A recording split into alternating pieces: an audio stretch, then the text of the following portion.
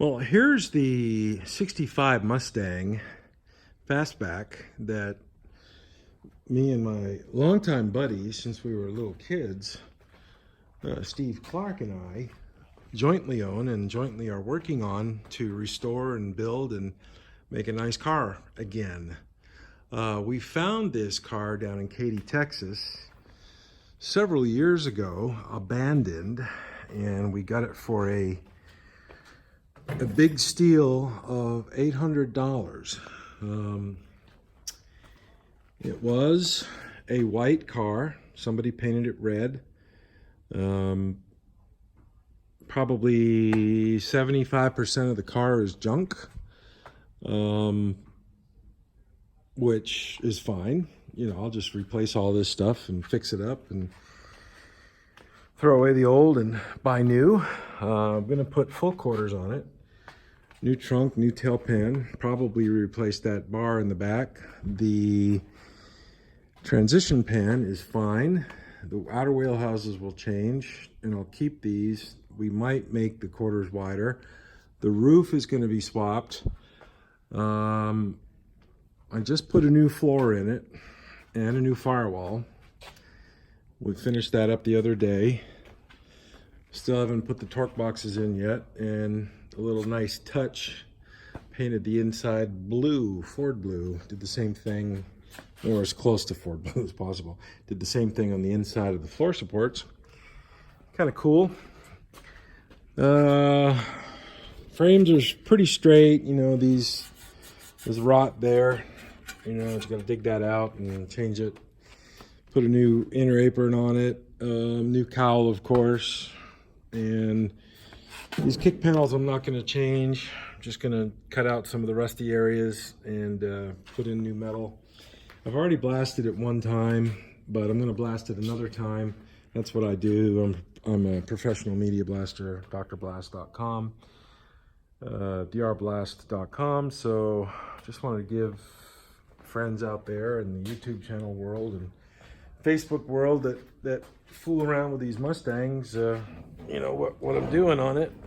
And yeah, I built this little dolly chassis table thing to facilitate, of course, building the car and moving it around with no undercarriage on it.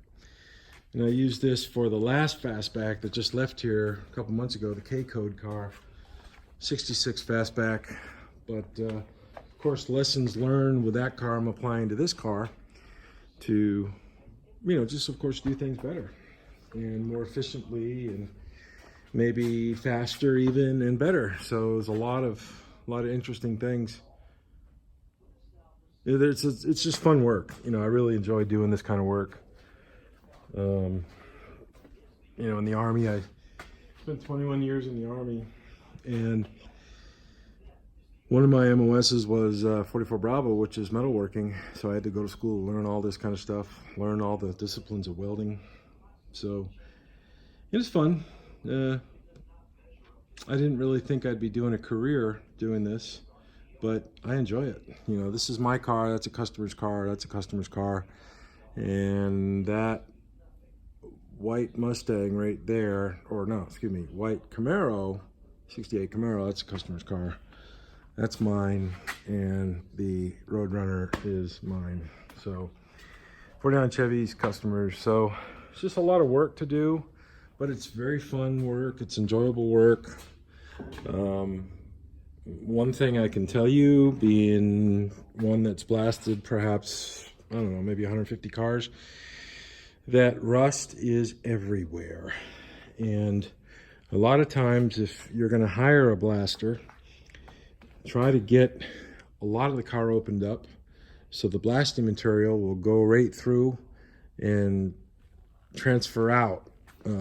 As you can see in here, I left that gap. I'm not going to put the angle iron in there yet because when I do all the metal work on this car, I'm gonna re-blast it, blast all the EDP off it, and put it in epoxy primer or the direct to metal primer that which I really like. It's a fairly new primer that I just started using. It's called Direct to Metal, and it's made by Smart. Smart, I guess, is a house brand for finish masters, and it's really good. It's really nice. It's got a good, it's not epoxy, it's like a catalyst activated. So it's kind of cool. So let me show you just a piece that I primed recently. You know, this is for the 81 black Porsche out there, and this is the rear control arm, rear lower control arm, and this is the primer that I'm talking about.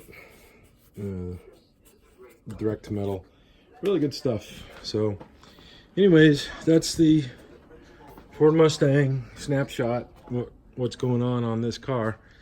And actually, wait a minute, I shouldn't have showed you that. This is the primer right here of, you know, the direct to metal that I was talking about. And here's the, I don't know if you can see that.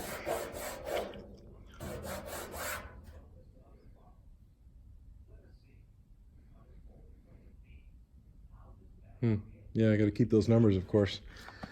So, thank God the Mustang parts are really, really cheap compared to Chrysler stuff. Just so you know, inside here, I took the cowl off. It was all junk, and I blasted the dash and painted that with a primer. So, it's always good to go just a little bit beyond what you can do and make it better, perhaps a little bit better than the factory. The roof's going to come off, and before I put the new one on, I'm going to blast the brace here and the brace there.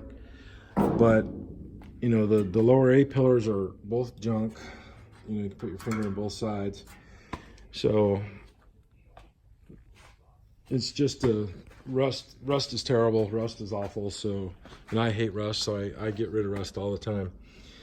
All right, well, that's about it. Cheers, have a good day. Bye.